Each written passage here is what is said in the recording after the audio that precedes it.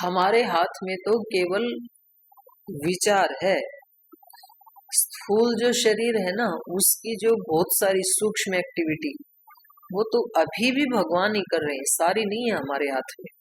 हम क्या खाएंगे स्थूल रूप से वो हमारे हाथ में, लेकिन वो अंदर जाकर के उसके क्या क्या रस रक्त मांस आदि बनेंगे, वो किस किस अंग प्रत्यंग को कितना मिलेगा, वो आपके हाथ में नहीं है। लेकिन वो अंदर जाकर के उसके क्या क्या रस रक्त मांस आदि बनेंगे, वो किस किस अंग प्रत्यंग को कितना मिलेगा, वो आपके हाथ में नहीं है। वो कोई दूसरा सिस्टम कर रहा है। और ये हम बात तो करते हैं, जैसे अभी एक वर्कशॉप चल रही है, पंचकोशीय यात्रा, पंचकोश की यात्रा कल शुरू की है। लेकिन पंचकोश तो काफी दूर है, अभी तो अन्नमय कोश का भी हमें ज्ञान है नहीं, उसको भी संभालना आता नहीं है हमें। अभी तो जो बिल्कुल स्थूल है उसका भी हमें नहीं पता है। और इस स्थूल की भी इतनी कॉम्प्लिकेटेड रचना है, इतनी जटिल रचना है कि ये तो बनाना तो बहुत दूर की बात है, बनी बनाई को समझना ही बहुत कठिन है, समझा ही नहीं जाता है। हम पूरे जीवन भर इसका प्रयोग जरूर करते हैं, लेकिन हमें नहीं पता अपने अंग प्रत्यंगों का। जब इसमें कोई खराबी आए ना, तो फिर हम ठीक नहीं कर सकते हैं इसको, फिर तो डॉक्टर के पास जाना पड़ता है। दिमाग में खराबी आ गई, या आंख में आ गई, कान में आ गई, मुख में आ गई, दांत में आ गई, कहीं लीवर किडनी फेफड़े में आ गई, आमाशय में आ गई, कहीं भी आ गई। अंग तो हमारा है, हमें नहीं पता, पर खराब हो रहा था तब भी नहीं पता कि ये खराब हो रहा है। अचानक से पता लगता है कैंसर हो गया। और ये तो स्थूल हो गया। जो ब्रेन का सिस्टम है, वो तो परमात्मा को भी बनाने में 2-2.5 महीने लग जाते हैं। जब बच्चे का सीमंतोनयन संस्कार करते हैं ना, वो 7वें महीने में किया जाता है, तो उसके तो 2-2.5 महीने के बाद फिर वो पूरा बनता है। मस्तिष्क की संरचना, जो कितने सूक्ष्म नाड़ी हैं जिनको हम आंख से देख भी नहीं सकते, जैसे हम सूर्य की किरणों को आंखों से देख नहीं सकते, इतनी पतली है ना वो। बाहर आप जाओगे तो प्रकाश किसी चीज पे पड़ रहा है तो ये पता तो लग रहा है कि सूर्य की किरणें हैं, क्योंकि चीजें दिखाई दे रही हैं आपको, इससे पता लग रहा है। लेकिन वो ऐसे धागे की तरह से दिखाई नहीं देती हैं आपको। या तो कोई बहुत छोटा सा छेद हो तो उसमें आती हुई दिखेंगी फिर आपको। तो ऐसी ही सूक्ष्म नाड़ियां जो उपनिषदों में बताए ना, 72 करोड़ 72 लाख, और लगभग उसी के आसपास साइंस पहुंच रही है, वो 74 बता रही है वैज्ञानिक जो है। तो ये इतनी जटिल रचना है अन्नमय कोश की भी। फेफड़े में कितने छिद्र हैं, अब कितने खुले हुए हैं हमारे, कितने बंद हैं, हमें तो पता नहीं। कभी पूरा ही ब्लॉक हो जाता है, जब निमोनिया आदि, तब डॉक्टर के पास जाते हैं, तो वो फिर कुछ पंपिंग आदि करके थोड़े से खोलता है कि इसकी सांस चलती रहे कम से कम। और इतनी बढ़िया व्यवस्था है कि कम से कम 10-20% तो सबके ही बंद ही हो जाते, क्योंकि इतनी धूल धंखड़, इतना पोल्यूशन, फिर भी चलता है। एक्स्ट्रा बना के दिए वो सारे छेद परमात्मा ने, अगर उतने ही देता तो फिर तो बड़ा कठिन हो जाता। फिर तो अन्नमय कोश ही इतना कठिन है, फिर प्राणमय, फिर मनोमय, विज्ञानमय, फिर आनंदमय। तो ये बड़ी लंबी यात्रा है ये। तो कई बार हमें अपने आप के प्रति क्या कर्तव्य है, क्या जिम्मेदारी है, वो भी नहीं पता होता है। अपने आप के प्रति कर्तव्य यही है, ये 5 कोश की जो यात्रा है इसको पूरा करें। और कल पूज्य गुरुदेव बता रहे थे, बड़ी अच्छी बात बता रहे थे, कि प्रत्येक कोश के लिए हमें कुछ ना कुछ टाइम देना चाहिए। जैसे अन्नमय कोश को ठीक रखने के लिए कितना टाइम देते हैं, 24 घंटे में से खाने के लिए टाइम देते हैं, नहाने के लिए टाइम देते हैं, फिर व्यायाम प्राणायाम करते हैं, ये सब तो स्थूल शरीर के लिए ही है ना। तो ऐसे कम से कम आधा घंटा हर कोश के लिए देना चाहिए। आधा घंटा नहीं दो तो 20 मिनट, 20 मिनट भी ना दो तो 15 मिनट, 15 मिनट भी ना दो तो कम से कम 10 मिनट तो दो हर कोश के लिए।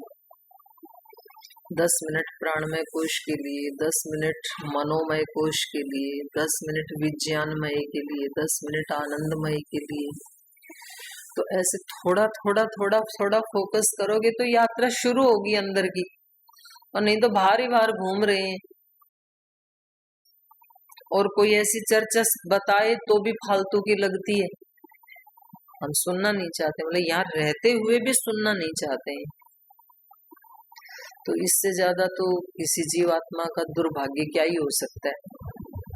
ब्रह्मांड ने आपके ऊपर इतना अनुग्रह किया, इतने अच्छे स्थान पे भेजा, फिर वहां भी इतने अच्छा एक टाइम टेबल बनाया, इतना सुंदर कमरा है। लोग खेतों में कटाई कर रहे हैं बेचारे, पसीने धूल धंखड़, आप बैठे हो यहाँ एसी चला के आराम से, उजले उजले कपड़े पहन के, साफ सफाई कोई दूसरा कर जाता है। ये सारी चीजें जब तक फील नहीं करेंगे हम, इसी को बोला है उपनिषदों में उत्तिष्ठते जागृत। ऐसे तो जागे हुए हैं, सो थोड़ी रखे हम, बैठे हैं स्थूल रूप से तो, और स्थूल रूप से जितनी नींद जरूरी है उतना तो सोना है, उसकी भी मनाही नहीं की है वहां पर। जागृत का मतलब ये नहीं है कि 6-4 घंटे भी मत सोना।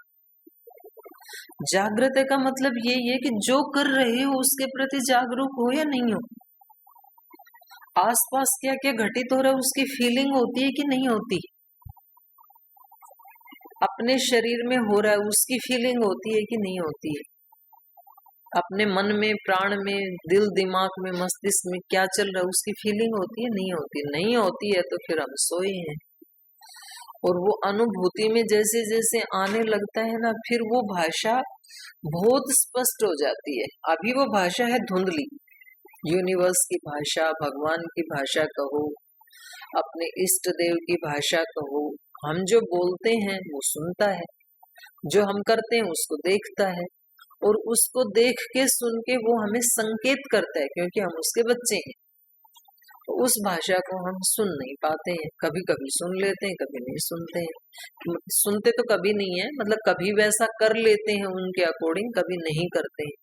पर एक बार जब आप सजग हो गए तो फिर आपको वो पकड़ में आने लगती है वो भाषा, और उसके बाद तो फिर वो इतनी स्पष्ट हो जाती है कि जैसे स्थूल हम बात कर रहे हैं ऐसे स्थूल वाणी की तरह से वो पकड़ में आने लगती है एक एक क्षण। तो वो फिर योगी लोग होते हैं, तो उनको तुरंत सुनाई देने लगती है। जैसे अपने गुरुजी है ना, लक्ष्मण गुरुजी, एक बार वो देहरादून तक आ गए, यहाँ आना था हरिद्वार, और फिर उनको शक्ति ने या उनके गुरुजी ने जो भी कहा कि नहीं अभी वहां जाओ, तुरंत चले गए वहीं से हरिद्वार, वहां से देहरादून से ही यहाँ इंतजार कर रहे गुरुजी की अभी आ जाएंगे 1 घंटे में। 1 घंटे तक नहीं आई तो पूछ, बोले गुरुजी आए नहीं, बोले गुरु का आदेश हो गया कि अभी वहां जाओ, हैदराबाद जाओ, वहां से चले गए। मतलब उनको इतनी स्पष्ट हो जाती है ये ध्वनिया, मैं ये कह रही हूँ। वो बोलती सबके लिए, आपके लिए भी बोलते हैं, हमारे लिए भी बोलते हैं, क्योंकि हर मनुष्य को परमात्मा ने ही बनाया है, भगवान ने ही बनाया, किसी शैतान ने नहीं बनाया हम सबको। तो हम भगवान के ही बच्चे हैं, जिसने हमें बनाया, जिसने हमें पैदा किया। बड़े से बड़े योगी को भी उसी ने बनाया है, साधारण व्यक्ति को भी उसी ने बनाया है। तो हर एक आत्मा उसका एक यूनिक क्रिएशन है, तो वो सजग रहते रहते उसके साथ एकाकार हो जाते हैं, और हम सुग्रीव की तरह भूल जाते हैं। उन्होंने तो वादा किया ही था, मैं भेज रहा हूँ संसार में, ये दिनचर्या रहेगी तेरी, ये कर्तव्य कर्म रहेंगे, 2 समय मेरे साथ भी बैठ के बातचीत करना, जैसे जैसे बताऊं वैसे वैसे जीवन में चलना, मैं संकेत करता रहूंगा, उनको समझना संकेतों को। तो ऐसे तो उन्होंने वादा करके निश्चय करके भेजा ही था, ऐसे ही श्री राम भेज रहे हैं।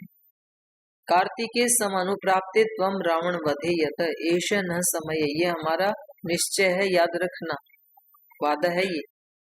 इसलिए हे सौम्य त्वम स्वम आलयम प्रविश, अब अपने आलय में आप जाओ, अपनी नगरी में जाओ, आनंद उठाओ किष्किंधा में। इति राम अभ्यनुज्ञातः सुग्रीव वानराधिपः प्रविवेश रम्यां पुरीं किष्किंधां बालीपालिताम्। इति राम अभ्यनुज्ञात, तो जब श्री राम ने उनको ऐसे बताया तो उनकी आज्ञा प्राप्त करके उन्होंने वैसा ही किया। राम अभ्यनुज्ञात, श्री राम की आज्ञा लेकर के वानराधिपः सुग्रीवः रम्याम पुरीम प्रविवेश, अपने रमणीय पुरी किष्किंधा में उन्होंने प्रवेश किया श्री राम की आज्ञा लेकर के।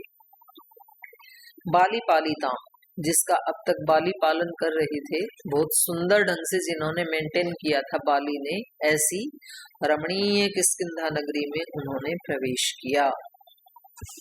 ततः प्रकृतयः सर्वाः सुग्रीवं वानरर्षभम् अभ्यसिञ्चन्त सुहृदः सहस्राक्षमिवामराः। अभिषिक्ते तु सुग्रीवे सर्वे वानरपुङ्गवाः प्रचुक्रुशर्महात्मानो हृष्टास्तत्र सहस्रशः। रामस्य तो वचः कुर्वन् सुग्रीवो हरिपुङ्गवः अंगदं सम्परिष्वज्य यौराज्ये अभ्यषेचयत्। अंगदे चाभिषिक्ते तु सानुक्रोशाप्लवङ्गमाः साधु साध्वेति सुग्रीवं महात्मानोऽभ्यपूजयन्। रामं चैव महात्मानं लक्ष्मणं च पुनः पुनः प्रेताश्चतुष्टुवो सर्वे तादृशे तत्र वर्तिनि। हृष्टपुष्टजनाकीर्णा पताका ध्वजशोभिता बभूव नगरी रम्या किष्किंधा गिरिगह्वरे। ततः सर्वाः प्रकृतयः सुग्रीवं वानरर्षभम् अभ्यसिञ्चन्त सुहृद सहस्राक्षम इव अमराः। तो जिनको श्री राम आज्ञा दें तो सारी प्रकृति तो उनको फिर शुभकामनाएं देगी ही। तो तब वो श्री राम की आज्ञा लेकर के जैसे ही उन्होंने किष्किंधा में प्रवेश किया और जैसे ही ये इनका राज्याभिषेक समारोह प्रारंभ हुआ तो सर्वा प्रकृतयः, सभी प्रकृति, सभी सारी प्रकृति ने मतलब सब लोगों ने, और इसको आध्यात्मिक दृष्टि से देखें तो स्थूल के साथ साथ सूक्ष्म शक्तियों ने, दैवी शक्तियों ने, सबने अभ्यसिंचन्तः सुहृदः, जो जिनका अभिषेक किया जा रहा है उन सबको शुभ कामनाएं दी। जैसे सहस्राक्षम इव अमराः, अमर मतलब देवता, जो कभी मरते नहीं है वो अमर। तो जैसे देवता सहस्राक्ष माने उनका जो राजा है इंद्र, तो जैसे इंद्र का अभिषेक होने पर देवता जैसे उनको बधाई देते हैं, तो ऐसी सारी प्रकृति उनको बधाई दे रही थी। अभिषिक्ते तो सुग्रीवे सर्वे वानर पुंगवाहा, जब कोई व्यक्ति भगवान की शरणागति में आता है, अपने कर्तव्य कर्मों का पालन करता है और जीवन में भी उसको कुछ उपलब्धि हो जाती है, तो तब तो सभी लोग शुभकामनाएं देते ही, अपने आशीर्वाद देते हैं। मतलब देखो ये विचित्र वो है स्थिति लोक की, जब व्यक्ति अपने कर्तव्य का पालन नहीं करता है तो कोई सहायता नहीं करता है, सब उसको फिर दुत्कारते ही हैं। और जब व्यक्ति अपनी मेहनत करता है, प्रचंड पुरुषार्थ करता है, भगवान की शरणागति में रहता है और सब उसकी जय जयकार करते हैं। कल देखा ना आपने उसके बच्चे को, नीतीश कुमार को, उसके पास तो आपका जैसा शरीर भी नहीं है, सर्वांग पूर्ण शरीर भी नहीं है, लेकिन एक ही खूबी है, अपने कर्तव्य का पालन किया और भगवान की और गुरु की शरणागति में रहा। अब सब जगह जय जयकार हो रही है। सबके साथ यही घटना है। शुरुआत सबकी ऐसे ही होती है, एक साधारण स्थिति से ही होती है, और उसके बाद जैसे जैसे व्यक्ति एक दिन भी बिना मिस किए लगा ही रहे बस अपने कर्तव्य कर्म में, एक दिन भी उसमें नागा ना करे और श्रद्धा भक्ति पूर्वक करे। ये संस्कार बनते हैं। यदि तुम रामायण को श्रद्धा भक्ति से नहीं पढ़ सकते हो तो तुम व्याकरण को भी नहीं पढ़ोगे, क्योंकि तुम्हारा चित्त एकाग्र होना और श्रद्धान्वित होना जानता ही नहीं। तुमने संस्कार गलत दे दिया अपने चित्त को। यदि तुम रामायण की कक्षा में श्रद्धा भक्ति से नहीं पढ़ सकते हो तो तुम नौकरी भी श्रद्धा से नहीं करोगे, तुम घर गृहस्थी भी श्रद्धा से नहीं चलाओगे, तुम किसी काम के नहीं रहोगे। इसलिए जब हमारे सामने जो काम है उसको हम श्रद्धा भक्ति से इसलिए करें ताकि हमारे संस्कार वैसे बने। और जिनके ऐसे संस्कार बन गए उन्होंने जूते बनाते बनाते भगवान को प्राप्त कर लिया, क्योंकि उनका चित्त हर काम को करते हुए श्रद्धा और भक्ति से युक्त था। उन्होंने झाड़ू लगाते लगाते भगवान को प्राप्त कर लिया, उन्होंने कपड़े बनाते बनाते भगवान को प्राप्त कर लिया। तुम क्या कह रहे हो कि हम व्याकरण पढ़ के संस्कृत पढ़ करके हम बहुत बड़े विद्वान बनेंगे, महान बनेंगे और हम जो बोलेंगे वो दुनिया सुनेगी? कभी नहीं होगा ऐसा। तुम ही नहीं सुन रहे अभी, तो दुनिया तुम्हें क्यों सुनेगी? इसलिए जब जो काम करे उसको पूरी श्रद्धा से करो, आप एकाग्र चित्त होकर के करो, तो सारी प्रकृति आशीर्वाद देती है। फिर क्या ये योग, ये प्राणायाम पहले था नहीं क्या? ये तो जब से सृष्टि बनी तब से ही था। लेकिन सारी दुनिया ने, देश ने पूज्य गुरुदेव को इतने आशीर्वाद क्यों दिए, इतनी शुभकामनाएं क्यों दी योग करवाने के लिए? क्योंकि उन्होंने उसको मतलब इतना लीन होके जिया है उस योग को, एक एक क्षण उसका आनंद लेते हुए, उसके प्रति श्रद्धा रखते हुए। और तब कहीं जाकर के 5-10 साल तो लोगों को पता भी नहीं चलता है कि कोई योग कर रहा है या करवा रहा है, और जब वो ब्लास्ट होता है तो फिर एकदम से ही इतना हो जाता है।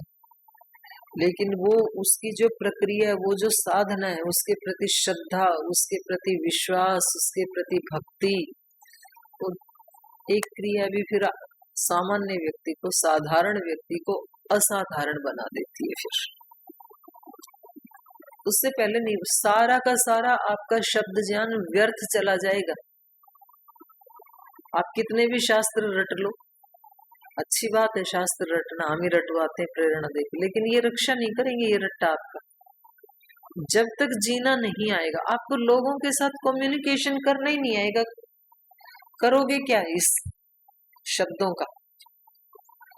जब जिसके सामने बैठे हो, जब जिसके साथ रह रहे हो, इसी को ही गुरुजी रोज बताते हैं भागवत दृष्टि। तो वहां कुछ और भी देखो आप, वहां आपकी श्रद्धा, आपकी भक्ति, आपकी एकाग्रता, तो फिर भगवान ही हमें निर्देशित करते हैं, भगवान ही एक विशिष्ट कर्तव्य कर्म में हमें लगा देते हैं, और वो हमेशा उनका आशीर्वाद हमारे साथ रहता है। सुग्रीव जैसे ही श्री राम की शरणागति में आए, श्री राम ने उनको आशीर्वाद दिया, भाई तुम अपनी नगरी में जाओ। और जब श्री राम का आशीर्वाद मिल गया तो सारी प्रकृति उनको आशीर्वाद दे रही है। सर्व प्रकृतयः, जा पर कृपा राम की होई, ता पर कृपा करई सब कोई। उसी पे सब कृपा करते हैं, और जिस पे राम की कृपा नहीं उस पे कोई कृपा नहीं करता है। जिस पे भगवान की कृपा नहीं, जिस पे माता पिता गुरुजनों की कृपा नहीं, उस पे कोई कृपा नहीं करता है। फिर महापुरुषों के चरणों में जा जाके लोग दान देते हैं, 5 लाख 10 लाख 20 लाख। वो कहते नहीं हमें आवश्यकता नहीं, जी स्वीकार करो, हम बहुत श्रद्धा से लाए। और सड़क पे बेचारा वो कटोरा लेके भीख मांग रहा है, उसको दुत्कारते हैं, उसको कोई देता नहीं है। कितने विचित्र, जो लेना नहीं चाहता उसको जबरदस्ती दे रहे, जो मांग रहा है उसको मिल नहीं रहा है, क्योंकि उसने लेने का पात्र नहीं बनाया अभी अपने आप को, इन्होंने पात्र बनाया। अभिषिक्ते तो सुग्रीवे सर्वे वानर पुंगवाहा प्रचुक्रुषुहु।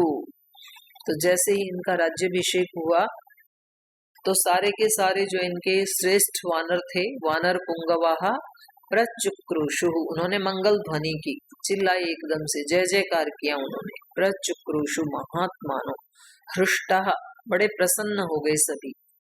सहस्रशः तत्र महात्मानः, तो वहां पर जो हजारों लोग एकत्रित थे स्थूल रूप से या सूक्ष्म रूप से, उन्होंने जैसे ही राज्याभिषेक हुआ तो वैसे ही उन्होंने एक मंगल ध्वनि की। वो सब प्रसन्न हो गए, अपनी शुभकामनाएं प्रेषित की, एक आनंद ध्वनि उन्होंने की कि भाई एक जो कार्य बहुत दिन से पेंडिंग पड़ा था वो संपूर्णता को प्राप्त हो गया।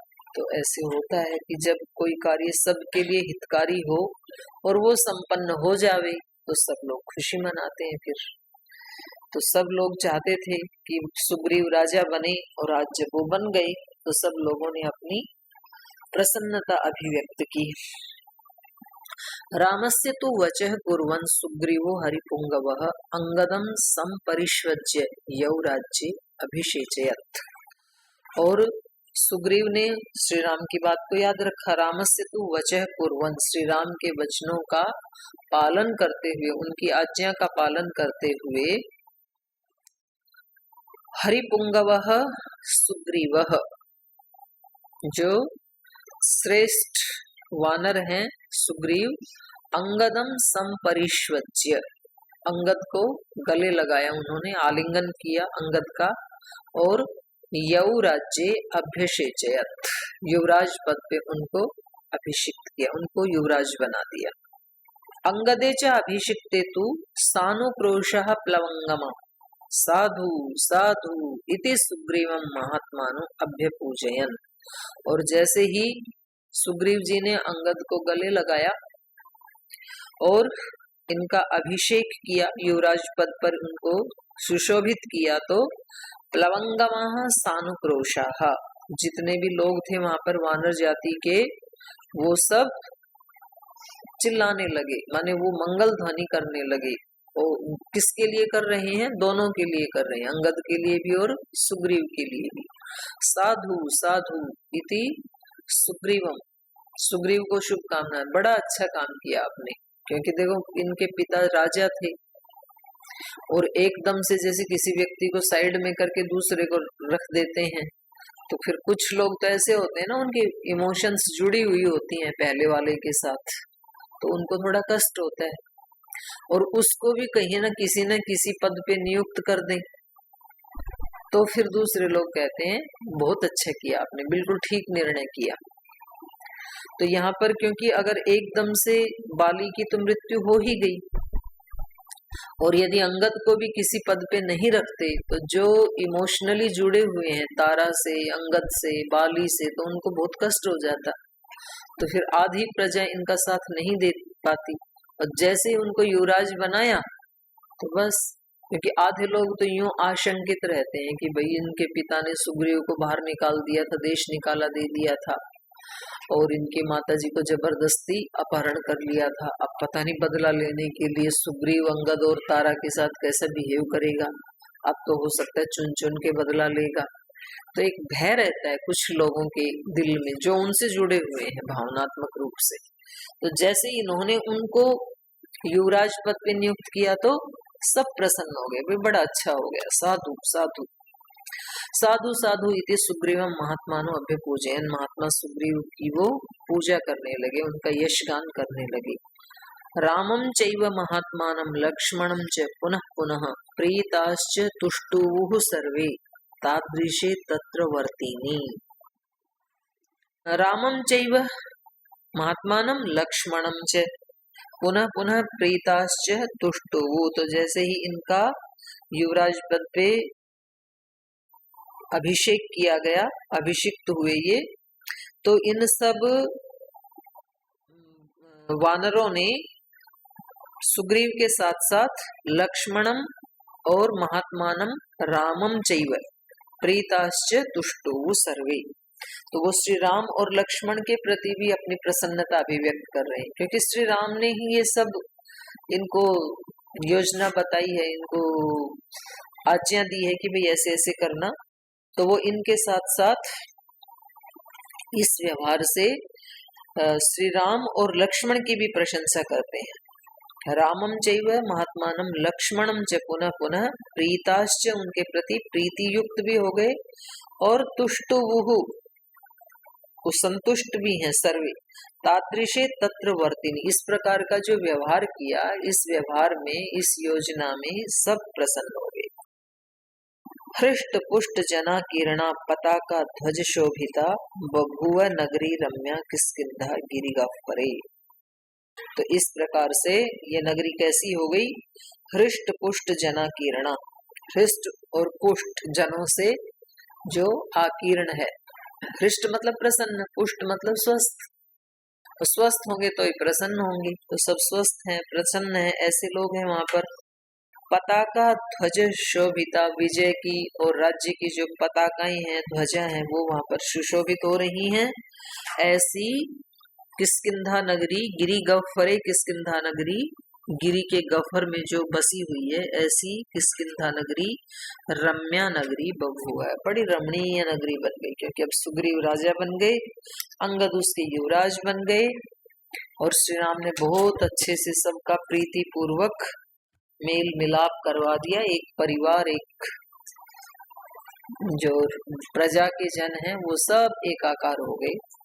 तो बड़ा इसका एंड जो है सर्ग का बड़ा सुखद है। तो आज यही विराम लेते हैं।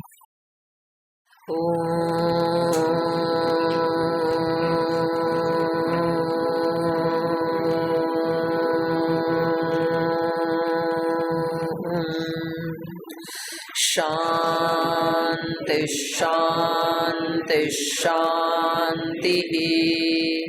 श्री गुरुभ्यो नमः। हे हृदयेश्वर, हे सर्वेश्वर, हे प्राणेश्वर, हे परमेश्वर, हे हृदयेश्वर, हे सर्वेश्वर, हे प्राणेश्वर, हे परमेश्वर, हे समर्थ, हे करुणा सिंधु, हे समर्थ, हे करुणा सिंधु, विनती स्वीकार करो, विनती स्वीकार करो।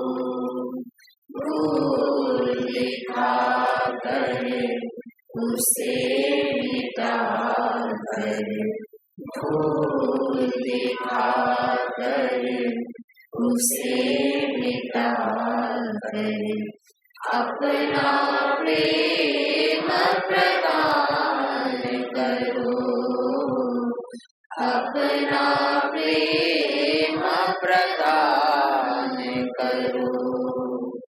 पीर हरो हरि, पीर हरो, पीर हरो हरि, पीर हरो, पीर हरो हरि, पीर हरो, पीर हरो हरि, पीर हरो। हे हृदयेश्वर, हे सर्वेश्वर, हे प्राणेश्वर, हे परमेश्वर, हे प्राणेश्वर, हे परमेश्वर,